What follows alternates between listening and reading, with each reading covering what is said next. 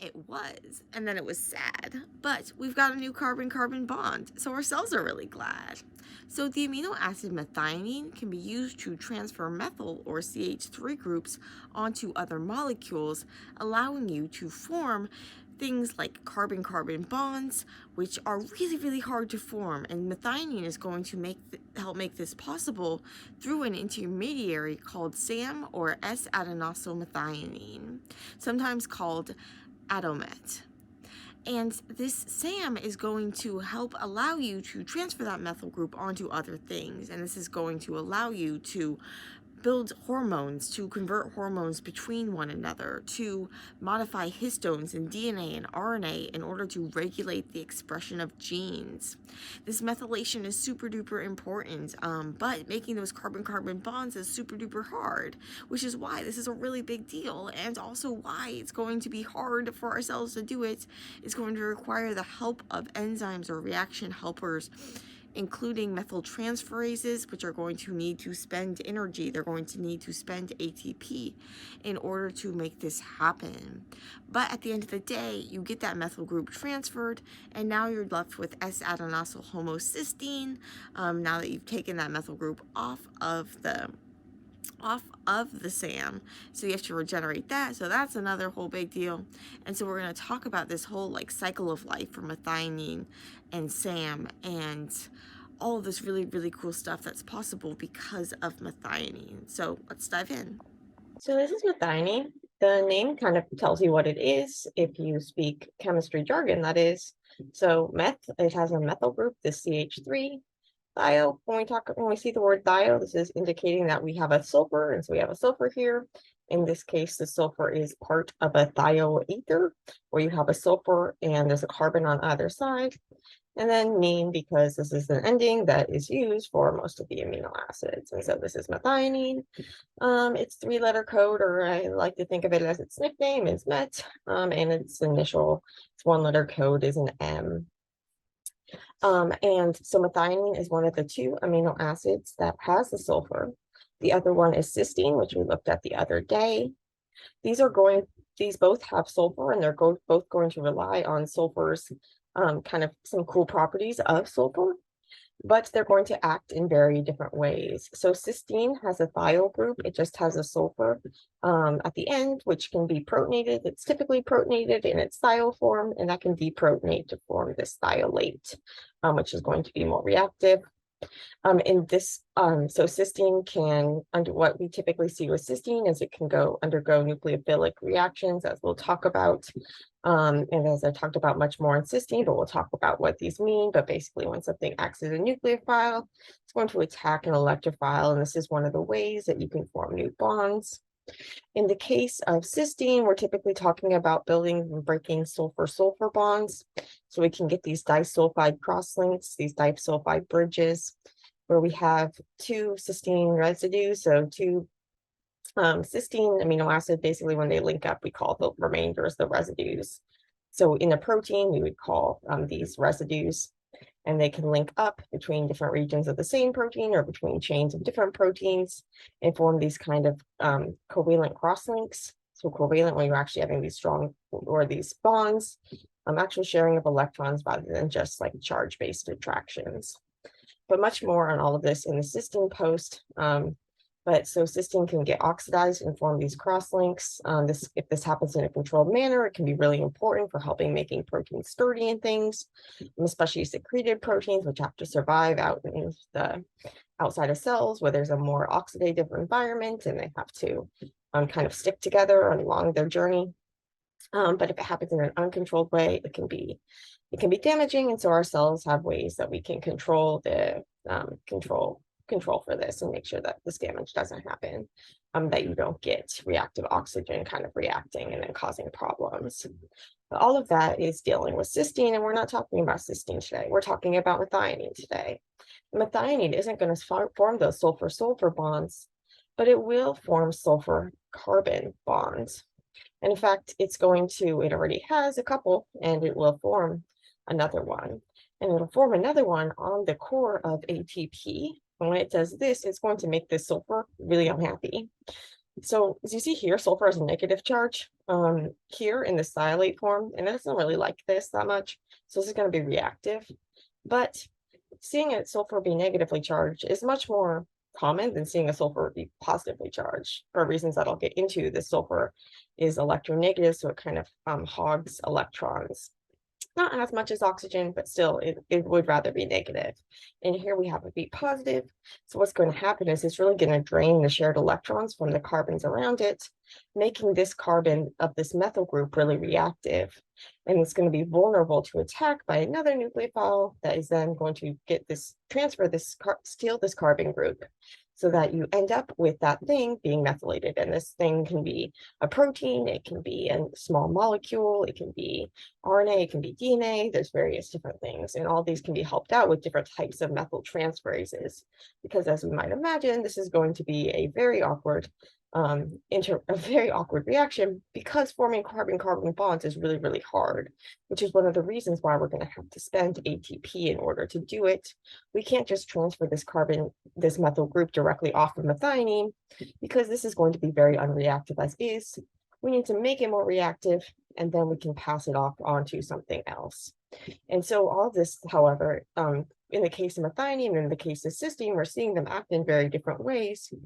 But this is actually relying in both cases on the ability of sulfur to act as a nucleophile, as well as the ability to form kind of reversible covalent bonds.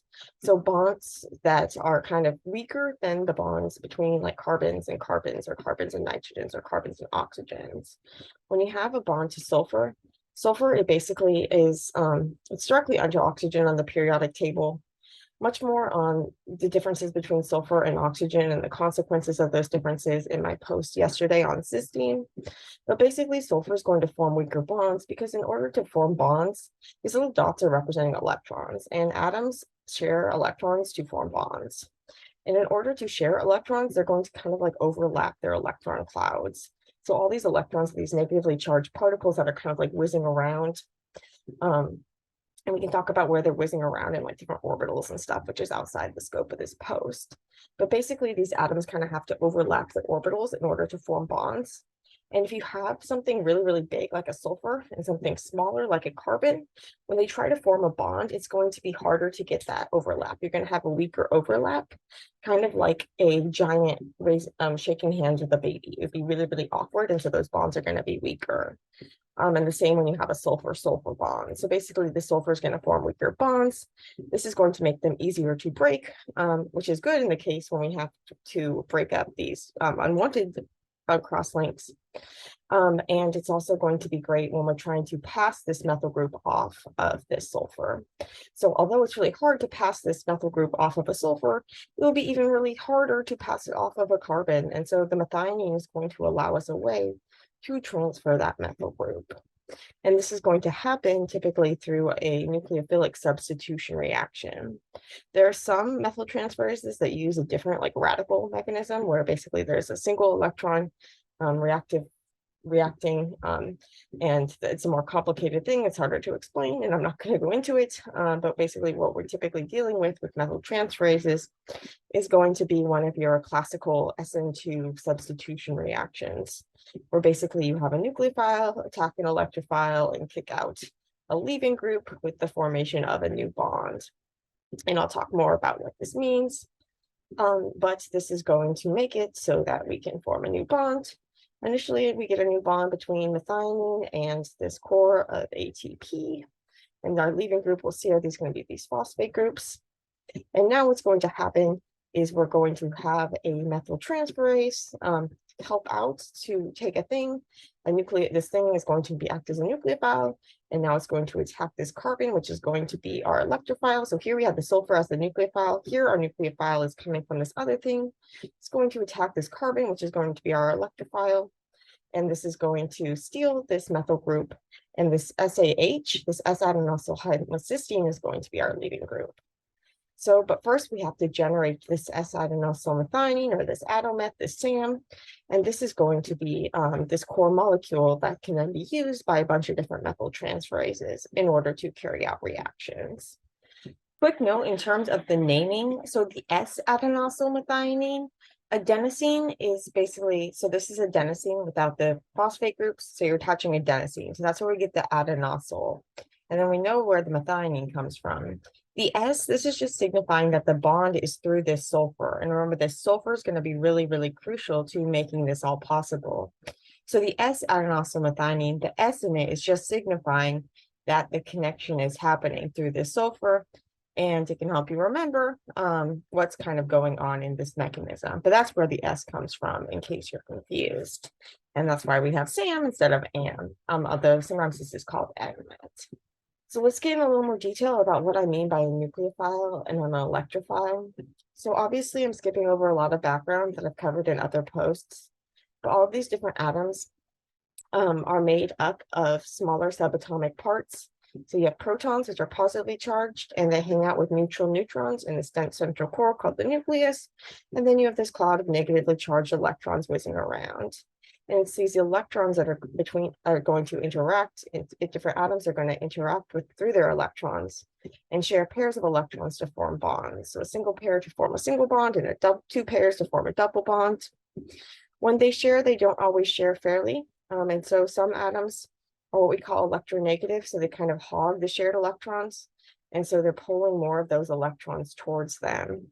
This can get you a situation where you have partial charge regions of different molecules. So you can have, even if something looks neutral, it might have a partial negative charge or a partial positive charge because it's either having more electrons pulled towards it, or more electron, in which case it would be partly negative, or more electrons pulled away from it, in which case it would be partly positive. Or it can have a full imbalance of protons and electrons, in which case it would have a full charge, and we call it an ion.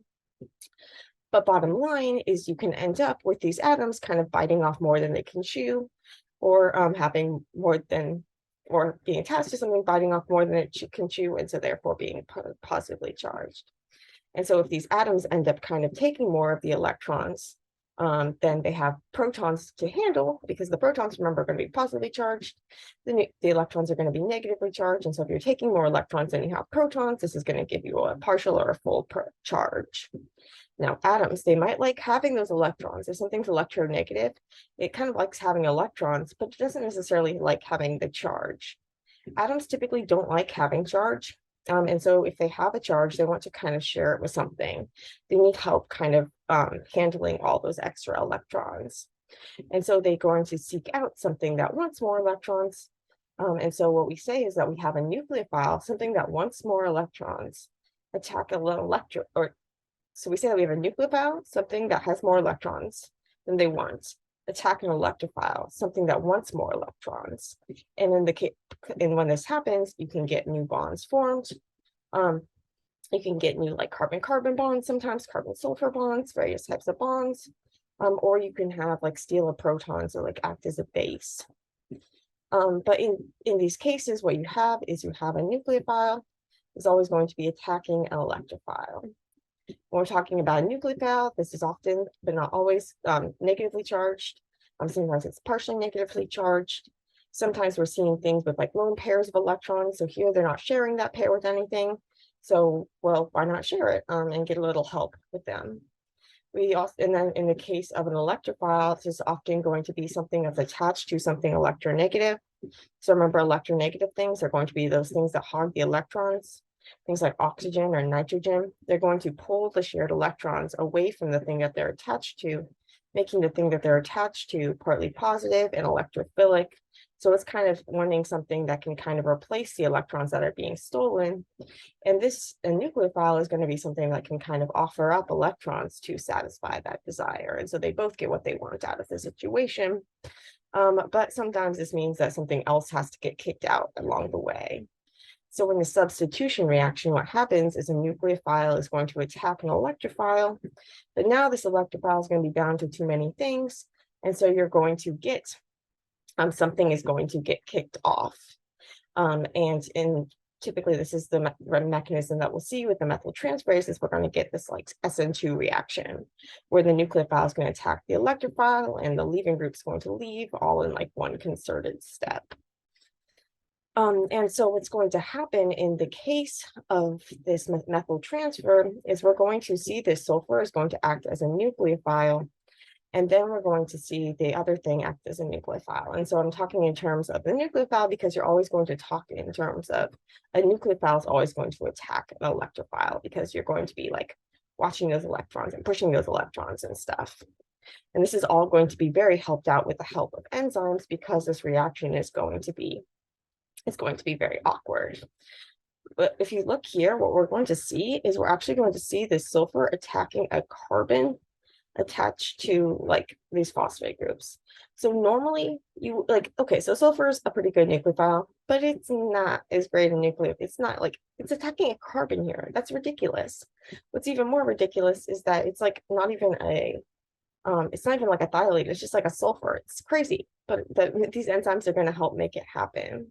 But it is going to be energetically costly, and so we're using an ATP. And this ATP, what it's going to do is it's going to do a couple things. It's going to allow us to make a fourth bond to the sulfur, which is going to make it really awkward. And it's also going to allow us to get a big energy boost. So basically, when you kick off these phosphate groups, normally when we talk about using a phosphate group, we're talking about like taking one of these phosphates. We're just like breaking this up.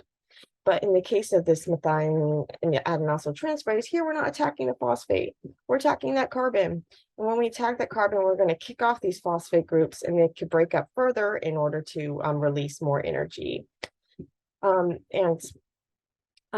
when we talk about what do I mean by this? Well, basically those phosphate groups are kind of like, these are negatively charged and they're kind of held together like a clamped spring. And so if you break them apart, it's kind of like releasing the spring and releasing energy. And so you can use that energy to offset the cost of an awkward reaction, such as this reaction that's happening with the help of a methionine adenylyl transferase, or MAT. So these phosphates are going to get kicked off, and you end up with these 4 bonds to sulfur, or these 3 bonds to sulfur, which is going to make it really, really awkward because now you have this positive charge. We saw in the case of like a cysteine where we had a thiolate, so we had a negative charge on sulfur, and that made it more reactive because, well, atoms don't really like having a negative charge that much. But this sulfur really, really doesn't like having a positive charge because although it's not as electronegative as oxygen, it's still electronegative. And so it's going to want electrons. And so it's going to be pulling as much electrons as it can out of the things that are next to it. So it's going to be draining as much electrons as it can out of this carbon. And when something's getting electrons stolen from it, that's going to make it want more electrons. And so it's going to want more electrons. It's going to be electrophilic. It's going to be vulnerable to attack by a nucleophile, by something that wants more electrons. And so what's going to happen is that you have a methyltransferase that's going to help make something else a better nucleophile. That's going to allow it to attack this group and then get the carbon transfer. So in a methyltransferase, you're typically going to have the methyltransferase is going to help kind of like deprotonate a hydroxyl group. So maybe a serine or an amine or a thiol. So maybe you have a cysteine, or these can be on non-protein things. But basically it's going to help make a strong nucleophile. And so when something's negatively charged, it's typically a stronger nucleophile. And so you can kind of deprotonate something in order to make it a stronger nucleophile. And then it's going to be wanting to attack an electrophile. And so then you can have the attack of the carbon. And then this is going to basically kick off this SAH as your leaving group. So this SAH, this S-adenosyl homocysteine. So basically it's the same thing, but now you've removed the CH3 group and things are going to be much, much happier. Okay, and so where are you moving it to? There are different methyltransferases that are going to move that methyl group onto different things. So we can talk about like ASMT, acetylserotonin O-methyltransferase. This is responsible for passing that methyl group from an acetylserotonin or onto an acetylserotonin from SAM to form melatonin. So it's converting. It's helping you convert serotonin to melatonin. And another one, PNMT, phenylethanolamine and methyltransferase. This is going to transfer that methyl group from onto noradrenaline to give you adrenaline. So converting noradrenaline to adrenaline. And these are just a couple of examples. We also see methyltransferases for methylating proteins and DNA and RNA, various things. So really, really cool. things that you can do with methylation. But now what happens is that you're left over with this SAH, this S-adenosyl homocysteine. And if you want to transfer something again, well, you need to regenerate it. So there's this enzyme, adenylyl homocysteines. Basically, it can break up that SAH into adenosine and homocysteine. Now, this adenosine, you can use it to make more ATP if you want. You can also, basically what you can do now is also you have this homocysteine. So we'll see in a second how this can be used to make cysteine, the other amino acid with sulfur. But what you can also do is kind of just regenerate it into methionine. And so methionine synthase is another enzyme. What it's going to do is it's going to methylate this homocysteine using a methyl group from not SAM, but from this molecule N5-methyl-THF. And so this is going to generate this methionine. Then you can then react it with ATP again, with methionine adenylyl transferase to make SAM, and do this again and again and again. Now this THF, this is tetrahydrofolate. We see folate a variety of places in biochemistry, and it can be used in one of its things it's useful for is actually providing that methyl group. But you also see folate in a lot of different situations. And yeah, as I mentioned too, you can also kind of take that, use SAH in order to make cysteine. And so when we had the adenylyl homocysteines, remember that was going to break up the into adenosine and this homocysteine, and then cystathione beta synthase can take that homocysteine and take that basically take serine and homocysteine, link them together, and then break them up with cystathione lyase to make it so that you transfer that sulfur group from serine off to sulfur. So basically, and this can make it so that now you're transferring that sulfur group, basically swapping it out for this oxygen. So you can see here you have 2 carbons, and here you have 1 carbon. When we have a cysteine, we're going to have it look like this, but with the sulfur here. Right here, we have an extra carbon. So what we're kind of going to do is we're going to kind of link these up, lose that water, and then chop it up with cystathione lyase in order to leave us with this cysteine, as well as this other molecule, alpha ketobutyrate. And so, yes, so this methionine is essential, meaning that our bodies can't make it ourselves. We have to get it through our diet. So we can regenerate it, we can recycle it, but we can't make it like new. And so we call it essential in the dietary sense. But we can use it to make other things like cysteine. And methionine, another cool thing about it is that it's codon. So basically the 3-letter RNA word that signifies to the ribosome to add it is the same as the start codon. So this AUG. So all of the proteins are going to at least initially start with methionine. Sometimes that methionine gets removed after the protein's made, but they're all going to start with methionine because methionine, it signifies its start codon. Start codon is the same as the methionine codon. And so when it's in the beginning of a protein, it specifies start. So when the ribosome is scanning and sees, oh, there's an AUG, let's start making a protein here. And let's start making a protein starting with methionine. And then it goes along, and if it sees another AUG, it's just going to put in a methionine. And then when it reaches the stop codon, it's going to stop. But that first time is also going to signify a start. So that was methionine. It makes methyl movement possible, thanks to SAM. And yeah.